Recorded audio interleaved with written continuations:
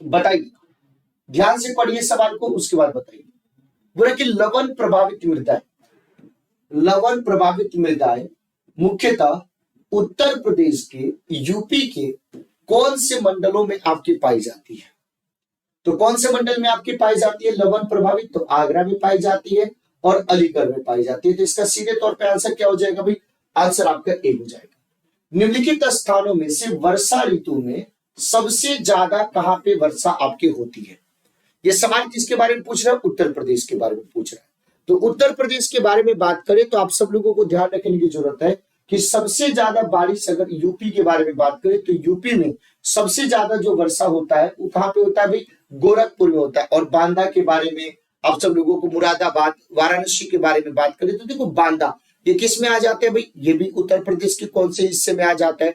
जब वाराणसी के बारे में बात करें तो कैसे? तो वरुण और असी दो आपकी महत्वपूर्ण नदियां हैं। इन दोनों के मिलने से, और ये दोनों के दोनों गंगा की सहायक नदी है, दोनों की दोनों गंगा की सहायक नदी, और इसी के किनारे वाराणसी नदी आपके है। और वाराणसी नदी में आप सब लोगों को पता है कि अभी भारत का सब पूरे विश्व का सबसे बड़ा मेडिटेशन सेंटर अभी मोदी जी ने उसका उद्घाटन किया था। वर्ल्ड्स लार्जेस्ट मेडिटेशन सेंटर वहां पे स्टैब्लिश किया था। तो ये सबसे ज्यादा अगर वर्षा की बात करें तो ये गोरखपुर उत्तर प्रदेश में। जब उत्तर प्रदेश में हम सस्य जलवायु क्षेत्रों के बारे में बात करें तो ये सस्य जलवायु क्षेत्रों की संख्या उत्तर प्रदेश में कहां कितने हैं? देखिए कितने सारे एग्जाम में आपके क्वेश्चन पूछा गया था, कितने सारे पेपर में सवाल पूछा गया था। तो यूपी जीके का कोई स्पेशल एग्जाम स्पेसिफिक नहीं होता है, यूपी जीके होता है और किसी भी तरीके से पूछा जा सकता है। ये क्या है? तो आप सब लोगों को ध्यान रखने की जरूरत है कि ये मेरे प्यारे साथियों एक तरीके से आपका क्या है, तो अगर आप इसको ध्यान देंगे तो एक तरीके से आपको ये दिखाई देगा यूपी के बारे में आपको एक विशेष जानकारी जो आप सब लोगों को पता होना चाहिए। तो ये जो टोटल उत्तर प्रदेश में सस्य जलवायु क्षेत्रों की बात करें तो टोटल कितने क्षेत्रों में आपको डिवाइड किया गया है? तो टोटल आपके 9 क्षेत्रों में आपको डिवाइड किया गया है। अब इस सवाल बोले कि वो मृदा जिसमें मुख्य रूप से पोटास की कमी आपको दिखाई देती है। किसकी कमी दिखाई देती है भाई? पोटास की कमी दिखाई देती है। वो पोटास की कमी जो दिखाई देती है उत्तर प्रदेश के कौन से जिले में आपको पाई जाती है? वो उत्तर प्रदेश के कौन से जिले में आपके पाई जाती है? जो पोटास की कमी वाले के बारे में जब हम बात करें तो ये उत्तर प्रदेश में आपके मुख्यतः कौन से क्षेत्र में पोटास की कमी वाली मृदा आपको पाई जाती है? अगर आपसे सवाल पूछा जाए तो सीधे तौर पे देखो, पोटास की कमी वाले अगर हम जिले की बात करें तो उसमें जौनपुर का नाम आ जाता है, आजमगढ़ का नाम आ जाता है, मऊ जनपद का नाम आ जाता है। तो ये सारे के सारे जो आपके जनपद हैं।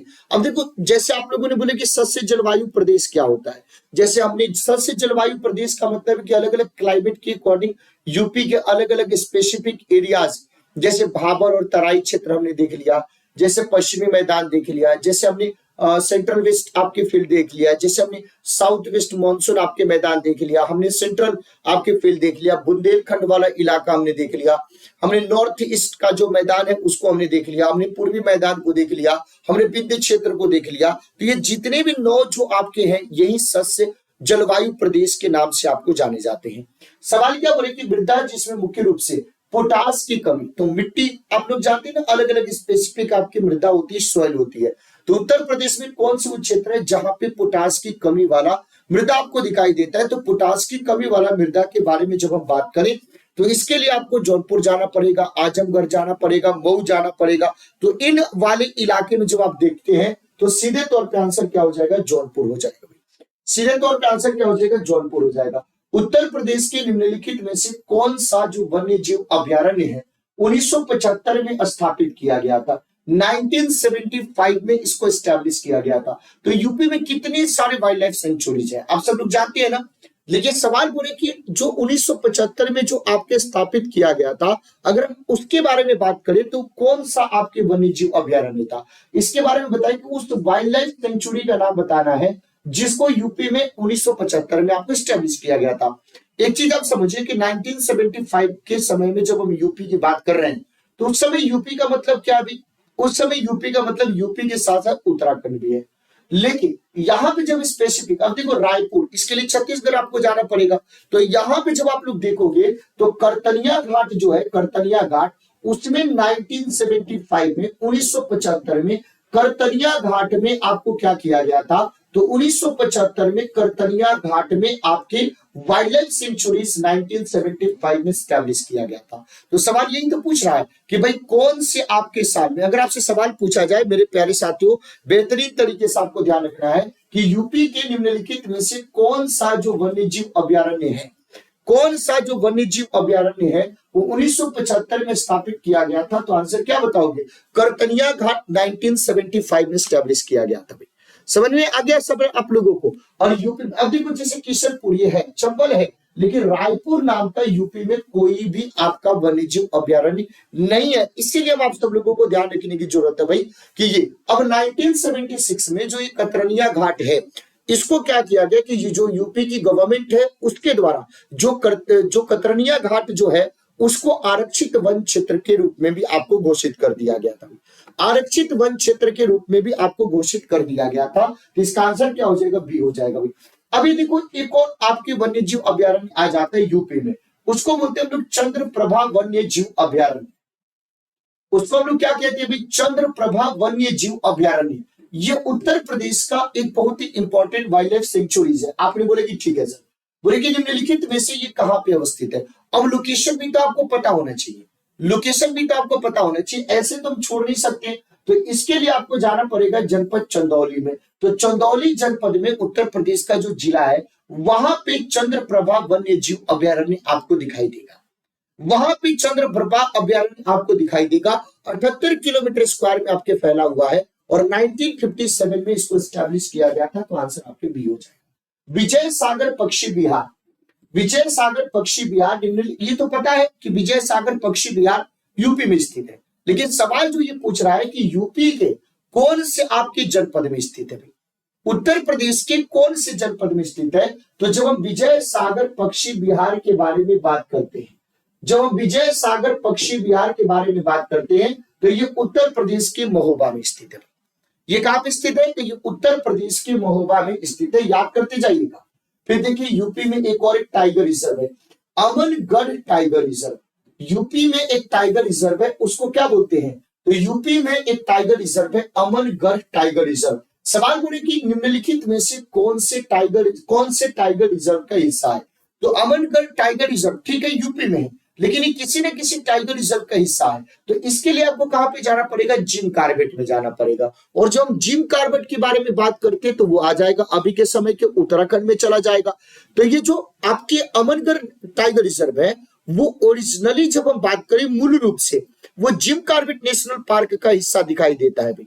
और उत्तर प्रदेश में जैसे ही उत्तर प्रदेश से उत्तराखंड अलग हुआ तो जिम कार्बेट आपके कहां पे चला गया, तो जिम कार्बेट आपके उत्तराखंड में चला गया और अमनगढ़ जो टाइगर रिजर्व है वो उत्तर प्रदेश में रह गया। तो ये कहानी आपको समझ में आ गई। तो यही मैंने बताया कि जो अमनगढ़ टाइगर रिजर्व था वो पहले जिम कार्बेट का आपका एक हिस्सा हुआ करता था, लेकिन जब उत्तर प्रदेश का विभाजन हुआ और उत्तराखंड एक नया राज्य बना तो उत्तराखंड में जिम कार्बेट रह गया और उत्तर प्रदेश का क्या हो गया भाई, अमनगढ़ टाइगर रिजर्व हो गया। इसीलिए सवाल पूछा जाता है कि अमनगढ़ टाइगर रिजर्व कौन से टाइगर रिजर्व का हिस्सा था। तो आप क्या बताओगे, तो आप बताओगे कार्बेट नेशनल पार्क के बारे में। उत्तर प्रदेश में एक आपके पीकॉक कंजर्वेशन आपका सेंटर है जिसको हम लोग बोलते हैं मयूर संरक्षण केंद्र। अब सवाल ही पूछ रहा है कि जो मयूर संरक्षण केंद्र है वो निम्नलिखित में से आपको कहां पे दिखाई देता है।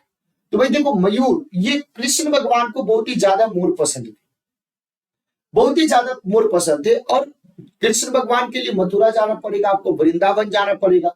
महोबा तो बुंदेलखंड में आपको आ जाएगा, ठीक है भाई। महाराजगंज तो आप चलीजिए इधर बिहार, उसके बिहार यूपी की सीमा पे आप देख सकते हैं, महाराजगंज उधर की तरफ आप देख सकते हैं। तो यहाँ पे जब बात करें तो मथुरा में, तो जो ये मयूर संरक्षण केंद्र है जो पीकॉक कंजर्वेशन आपका सेंटर के तौर पे दिखाई देता है वो सीधे तौर पे आपको कहां पे दिखाई देता है, वृंदावन में। और वृंदावन कहां पे है, तो वृंदावन के बारे में बात करें तो ये आपको मथुरा में आपको दिखाई देता है। इसके बारे में अभी देखिए वाइल्ड लाइफ सेंचुरीज आपको दिया गया है और दूसरी तरफ अवस्थिति दिया गया है। सवाल बोले कि निम्नलिखित में से कौन सा सही सुमेलित नहीं है, which one is not correctly matched. सवाल तो यही पूछ रहा है। देखो महावीर स्वामी अभ्यारण्य के बारे में बात करें तो जनपद ललितपुर में स्थित है।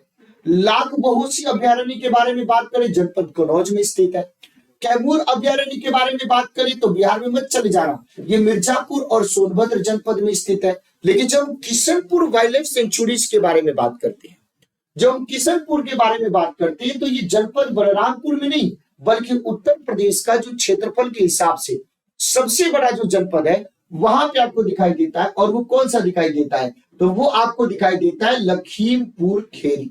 वो कौन सा आपको दिखाई देता है? तो वो आपको दिखाई देता है लखीमपुर खेरी। तो किशनपुर ये वन्य जीव अभ्यारण्य लखीमपुर खेरी में, बलरामपुर में नहीं दिखाई देता है। लाख-बउसी कनौज में, महावीर स्वामी अभ्यारण्य ललितपुर में, और कैमूर के बारे में बात करें, कैमूर अभ्यारण्य मिर्जापुर और सोनभद्र में आपको दिखाई देता है। अगला सवाल देखिए भाई, दुधवा राष्ट्रीय उद्यान। अब इसमें तो कोई गलत नहीं कर सकता है, जहां तक हमें पता है कि जब दुधवा राष्ट्रीय उद्यान के बारे में बात करें तो दुधवा राष्ट्रीय उद्यान उत्तर प्रदेश के निम्नलिखित में से कौन से जनपद में स्थित है?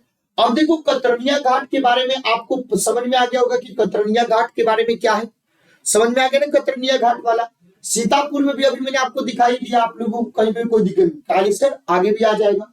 तो ये जो दुधवा राष्ट्रीय उद्यान के बारे में जब हम डिस्कशन करते हैं तो दुधवा राष्ट्रीय उद्यान, ये मोहना और सुहेला दो नदी है।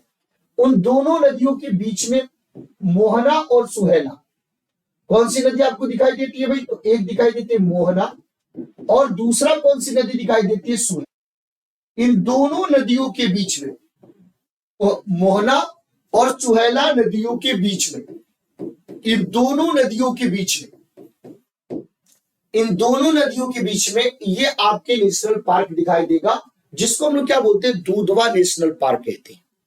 अब ये चीज तो क्लियर है कि जब दुधवा नेशनल पार्क के बारे में बात करें तो ये सर उत्तर प्रदेश में कोई दिक्कत की बात नहीं है, ठीक है भाई। इसके बारे में आपको समझने की जरूरत है भाई।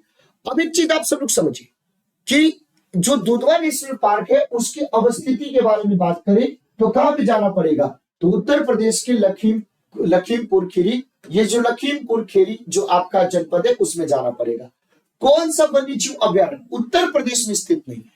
अब सुनिएगा ध्यान से, जैसे हमने किशनपुर के बारे में बात करी, ये स्थित है। किशनपुर के बारे में बात करी, हमने बोला कि ये स्थित है। कतरनिया घाट के बारे में बात करी तो मैंने बोला कि ये भी स्थित है भाई। कतरनिया घाट के बारे में जब हम बात करी तो हमने बोला कि ये भी स्थित है। आपने बोला कि चलो ठीक है सर, ये भी स्थित है, कहीं भी कोई दिक्कत की बात नहीं। सुराहा ताल के बारे में बात करें तो ये भी स्थित है। लेकिन जब हम देखो, अब देखो एक एक करके कतरनिया घाट को देखना है। कतरनिया घाट के लिए तो कहां पे देखोगे? तो ये उत्तर प्रदेश के बहराइच जनपद में आपको दिखाई देगा। ये उत्तर प्रदेश के बहराइच जनपद में दिखाई देगा। अगर हम किशनपुर के बारे में बात करें तो ये आपको लखीमपुर खीरी में दिखाई देगा। ये आपको कहां पे दिखाई देगा भाई? लखीमपुर खीरी में आपको दिखाई देगा। उसी तरीके से जब हम सुराहा ताल के बारे में जब डिस्कशन करते हैं, अब किसके बारे में डिस्कशन करते हैं भाई? सुराहा ताल के बारे में। तो ये आपको दिखाई देगा उत्तर प्रदेश के बलिया में दिखाई देगा, जो उत्तर प्रदेश का सबसे पूर्वी जनपद या मोस्ट ईस्टर्न सिटी के बारे में बात करें तो बलिया जनपद में दिखाई देगा। लेकिन जब कालेश्वर के बारे में बात करते हैं तो ये कालेश्वर आपको कहां पे दिखाई देगा? तो इसके लिए आपको जाना पड़ेगा यमुनानगर में जाना पड़ेगा। इसके लिए आपको कहां पे जाना पड़ेगा? यमुनानगर में। और यमुनानगर के बारे में बात करें तो हरियाणा में पड़ता है, तो हरियाणा के यमुनानगर में जाना पड़ेगा। तो कालेश्वर आपको यूपी में नहीं दिखाई देता है, कालेश्वर आपको हरियाणा में दिखाई देता है। ये भी वाइल्ड लाइफ सेंचुरीज है, इसमें कोई दिक्कत की बात नहीं है। लेकिन आप सब लोगों को ध्यान रखना है, तो किशनपुर लखीमपुर खीरी में आपको दिखाई देगा उत्तर प्रदेश के। कतरनिया घाट आपको बहराइच में दिखाई देगा। सुराहा ताल आपको बलिया में दिखाई देगा। लेकिन जब कालेश्वर के बारे में बात करें तो ये कहां पे? यमुनानगर हरियाणा में दिखाई देगा। और सवाल क्या पूछ रहा था? क्वेश्चन ही पूछ रहा था कि कौन सा वाइल्ड लाइफ सेंचुरीज आपके यूपी में नहीं है। तो आंसर क्या हो जाएगा? ये हो जाएगा। अगला सवाल देखिए, उत्तर प्रदेश में पहला गिद्ध संरक्षण केंद्र। अब देखो, अभी मैंने पीछे आप सब लोगों को सवाल कराया और उसमें मैंने आपको बताया था मयूर संरक्षण केंद्र। उससे मैंने बताया था मयूर संरक्षण केंद्र। तो जब मयूर के संरक्षण के केंद्र की बात करें तो वृंदावन मथुरा में। अब सवाल आ गया गिद्ध संरक्षण केंद्र।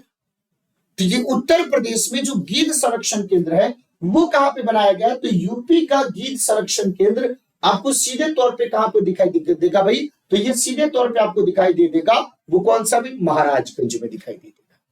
किसमें दिखाई दे देगा? तो ये आपको महाराजगंज में दिखाई दे देगा। तो महाराजगंज में गिद्ध संरक्षण केंद्र है। वृंदावन मथुरा में आपके मयूर संरक्षण केंद्र है।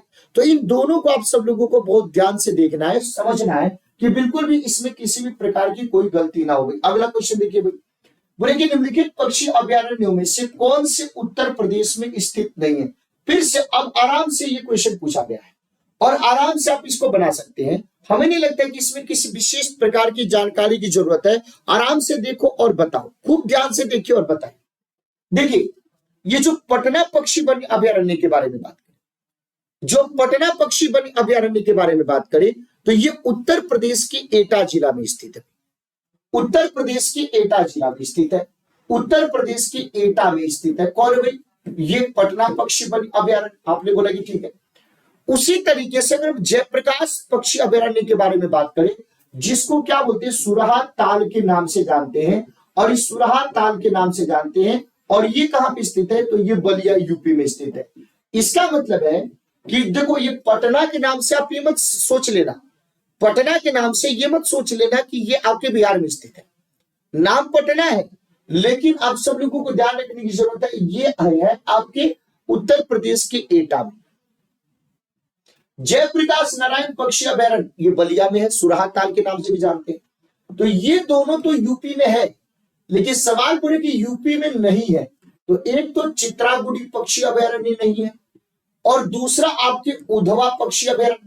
अब उधवा की जगह पे दुधवा दे देता, अगर उधवा की जगह पे दुधवा दे देता तो आप सब लोगों को ध्यान रखने की जरूरत है भाई। तो ये जो आपके चित्रागुड़ी है, अगर हम इसके बारे में बात करें तो ये कहां पे दिखाई देता है? तो ये तमिलनाडु में दिखाई देता है। और याद रखिएगा, दुधवा आपकी यूपी में है, लेकिन उधवा कहां पे है? झारखंड में है भाई। उधवा कहां पे आपको दिखाई देता है? झारखंड में। और दुधवा कहां पे दिखाई देता है? यूपी में। उसी तरीके से अमनगढ़ के बारे में बात करें तो यूपी में, जिम कार्बेट के बारे में बात करें तो उत्तराखंड में। इन दोनों में बेसिक सा डिफरेंस आप सब लोगों को समझने की जरूरत है भाई। इसके बारे में आप लोगों को जरूरत नहीं है, आप हमें पढ़ लीजिएगा। इसका मतलब कि आपने हजारों किताबें पढ़ ली। आप किताब पढ़िएगा तो आपको हो सकता है कि 10 साल तक आपको सैकड़ों किताब आपको पढ़ना पड़े, बाकी आपको निर्णय लेना है। जिस दिन आपके मन में ये सवाल आ गया कि सर किताब की जरूरत है कि नहीं, उसी दिन ये तय हो गया कि आपको मेरे ऊपर विश्वास की कमी है। तो ये सवाल समझ गए। तो पटना पक्षी वन जीव अभयारण्य उत्तर प्रदेश एटा में पहली बार। जयप्रकाश नारायण पक्षी अभयारण्य सुराहतल बलिया, इसी को जयप्रकाश नारायण भी कहते हैं।